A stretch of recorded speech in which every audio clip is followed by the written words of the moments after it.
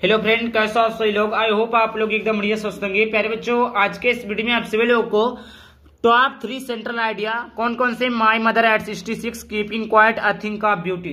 जी प्यारे बच्चों, top 3 central idea को बताने वाले जो कि वेरी मोस्ट इंपॉर्टेंट क्वेश्चन है क्लास 12th वाले छात्रों के लिए। क्लास 12th वाले छात्रों के लिए वेरी इंपॉर्टेंट है। क्लास 12th का जो पेपर है वो 12 मार्च को होने वाला है। इंग्लिश का पेपर 12 मार्च को होगा। कितने मार्च को हो गया प्यारे बच्चों? 12 मार्च को होगा। तो उनके लिए रामबाण होने वाला है, क्योंकि आज के इस वीडियो में माई mother at 66, keeping quiet, a thing of beauty का सेंट्रल आइडिया उसका हिंदी में समझाऊंगा। कॉन्सेप्ट एकदम बिल्कुल कॉन्सेप्ट रहेगा। उसके बाद में देखिए टॉप 3 4 नंबर के आते हैं। कितने नंबर के आते हैं बच्चों? ये एक सेंट्रल आइडिया 4 नंबर का आता है। अब ऐसा नहीं है कि 3 सेंट्रल आइडिया तो 12 नंबर का आएगा, नहीं। 3 सेंट्रल आइडिया दिया रहेगा, कोई एक सेंट्रल आइडिया आपको लिखना रहेगा। कितने दिए रहेंगे प्यारे बच्चों? कोई 3 दिया रहेगा, एक सेंट्रल आइडिया आपको लिखना रहेगा। जैसे देखिए 100% बिल्कुल पक्का, जैसे 100% बिल्कुल पक्का कि यही प्रश्न आएंगे प्यारे बच्चों। और देखिए यहाँ पर जैसे लिखा right the central idea of any one of the following points, ऐसे ही आपको पेपर में लिखा हुआ मिलेगा कि लिखा रहेगा कि right the central idea of any one of the following points. इसके मतलब ये हुआ कि जो नीचे सेंट्रल आइडिया दिया हुआ है इसमें से किसी एक पोएम के सेंट्रल आइडिया को लिखना। एनी वन मिस होता है कोई एक। समझ में आ गया? एक एक करके सभी का दाई एंड करने वाला हूं प्यारे बच्चों। तो सबसे पहले हम पढ़ेंगे प्यारे बच्चों माई मदर एट 66। जी प्यारे बच्चों, किसका पढ़ेंगे? माई मदर एट 66 का सेंट्रल आइडिया। उससे पहले छोटी सी प्रार्थना, वीडियो को पहली बार देख रहे हैं चैनल को सब्सक्राइब करके लाइक को जरूर कर देना और दोस्तों के साथ शेयर कर देना इसी तरह के वीडियो देखने के लिए। तो सबसे पहले यहाँ पर देखते हैं माई मदर एट 66 है। क्या प्यारे बच्चों? माई मदर एट 66 है, जो कि मोस्ट इंपॉर्टेंट है और आना कंपलसरी है, क्योंकि ये आपका देखिए कम से कम 6 से 7 साल लगातार पूछे जा रहे हैं। 6 से 7 सालों से लगातार आते जा रहे हैं, तो काफी ज्यादा इंपॉर्टेंट आपके लिए। तो सबसे पहले स्टार्ट करते हैं। पहला है my mother at 66 is based on the theme of advancing age and the fear of loss and separation associated with it. The poetess undergoes a plethora of emotions when she sees her mother aging and feels the pangs of expression at the thought of losing her। तो देखिए ये बहुत ही ज्यादा important है। तो देखिए माई mother at 66, मेरी माता 66 में होता है 60, based on the theme of advancing as, मतलब 66 साल का मतलब है 60 साल की मेरी माँ बढ़ती उम्र और उससे जुड़े नुकसान। भाई कोई व्यक्ति है, कोई बुढ़ा है तो वो बढ़ता जाएगा, मतलब जैसे उसका उम्र ढलता जाएगा उसकी परेशानियां, उसकी बीमारियां, उसकी सारी चीजें प्रॉब्लम बढ़ती जाएंगी। वही चीज लिखा है 66 साल की मेरी माँ बढ़ती उम्र और उससे जुड़े नुकसान और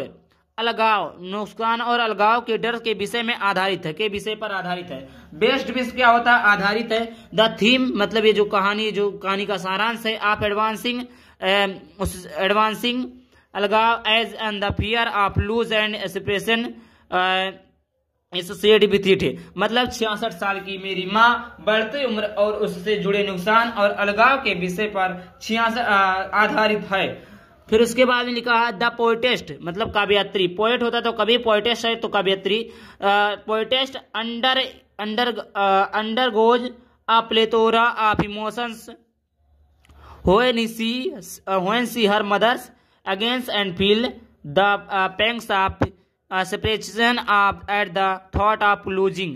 और उसके बाद में कवियत्री जब अपनी माँ को बूढ़ी होती देखती, क्या है? कवियत्री जब अपनी माँ को बूढ़ी होती देखती एंड और फील्स द पैंग्स ऑफ, उसे खोने के विचार में अलगाव की पीड़ा महसूस करती, तो वह भावनाओं की अधिकता से गुजर जाती। भाई कोई भी सोचेगा कि मेरी माँ बुढ़ी हो जाएगी, मर जाएगी, एक दिन कुछ नहीं रहेगा, तो मतलब किसी भावनाओं के साथ कुछ दुखी सा फील होता है, ठीक, कुछ इमोशंस मतलब दुखी सा फील होता है। तो वही चीजें सोच रही है कि मेरी माँ जो है 66 साल की 60 साल की हो गई है और उसकी एज बढ़ने के साथ साथ उनकी परेशानियां दुख बढ़ रही है। उसके बाद में कवित्री जब अपनी माँ को बूढ़ी होती देखती है तो उसे खोने का विचार, मतलब हम उसको खो न दे। और ये तो भाई दुनिया का रीति रिवाज विधि का विधान है कि जो आया वो जाएगा। तो वही चीज है, वो इसी चीज को सोचकर वो दुख से परेशान है। अब आइए देखते हैं दूसरा कीपिंग क्वाइट का सेंट्रल आइडिया। कीपिंग मीन्स होता है silent mode. Keeping quiet central idea दूसरा क्या है बच्चों, कीपिंग कोई सेंट्रल आइडिया।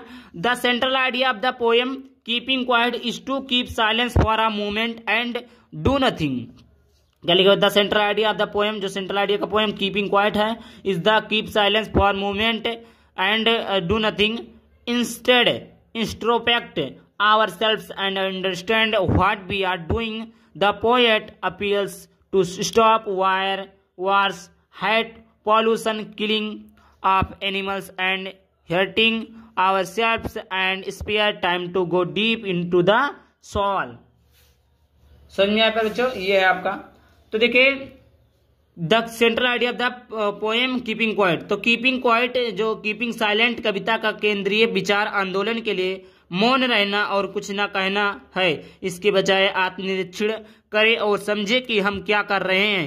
कभी अपील करता है कि युद्ध, घृणा, प्रदूषण, जानवरों की हत्या और खुद को चोट पहुंचाने से रोके और आत्मा की गहराइयों में जाने के लिए खाली समय दे। समझ आए पर बच्चों, इसमें कुछ समझने वाली बात नहीं। अगर आपको ग्रामर आता अच्छे से तो आप इसका हिंदी अनुवाद कर ले जाएंगे, वरना बाजेंगे। ठीक, तो ये हो गया आपका कीपिंग क्वाइट का मोस्ट इंपॉर्टेंट सेंट्रल आइडिया, जो कि मैंने बता दिया है कि देखिए the central idea of the poem keeping quiet का जो सेंट्रल आइडिया, पोएम का जो सेंट्रल आइडिया है, to keep silence for a moment and do nothing, मतलब साइलेंट मोड के बारे में है, और डू नथिंग मतलब कुछ नहीं, कोई मूवमेंट नहीं कर रहा है, एकदम साइलेंट मोड में है। Instead inspect ourselves and understand what we are doing. The poet appeals to stop wars, hate, pollution, killing of animals and hurting ourselves and spare time to go deep into the soul। तो इसका कहने का मतलब ये है बच्चों कि जो एनिमल है और उसके बाद में जो जानवर की आवाज है, कारखानों की आवाज है, प्रदूषण की आवाज है, अपने को चोट पहुंचाने, मतलब सारी चीजें हैं, तो ये कहीं ना कहीं जाने के लिए खाली समय दे, आत्मा की गहराइयों में जाने के लिए खाली समय दे।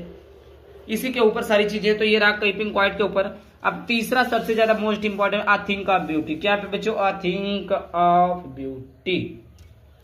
The theme of the poem a thing of beauty, the happiness that a beautiful object provides never fades into nothingness, oblivion, but multiplies manifold whenever it returns to our mind. In the poem, the poet says that a thing of beauty is a joy forever, even in the midst of disease, suffering and disappointments of life. तो कविता का विषय सौंदर्य की वस्तु, एक सुंदर वस्तु जो खुशी प्रदान करती है, वह कभी भी शून्यता में नहीं मिटती, बल्कि जब भी यह हमारे मन में लौटती है तो कई गुना बढ़ जाती है। कविता में कवि कहता है कि सुंदरता की वस्तु जीवन की बीमारी, कष्ट और निराशा के बीच भी हमेशा के लिए एक आनंद है। ये था आपका आई थिंक ऑफ ब्यूटी पर सेंट्रल आइडिया। काफी ज्यादा मोस्ट इंपॉर्टेंट सेंट्रल आइडिया था। तीन के तीन सेंट्रल आइडिया को हमने बता दिया है। कमेंट कीजिए अगला टॉपिक किस वीडियो पर चाहिए। तो आई होप वीडियो पसंद है। वीडियो को लाइक करके इस चैनल को सब्सक्राइब करना, टेलीग्राम को अवश्य ज्वाइन कर लेना फिर बच्चों।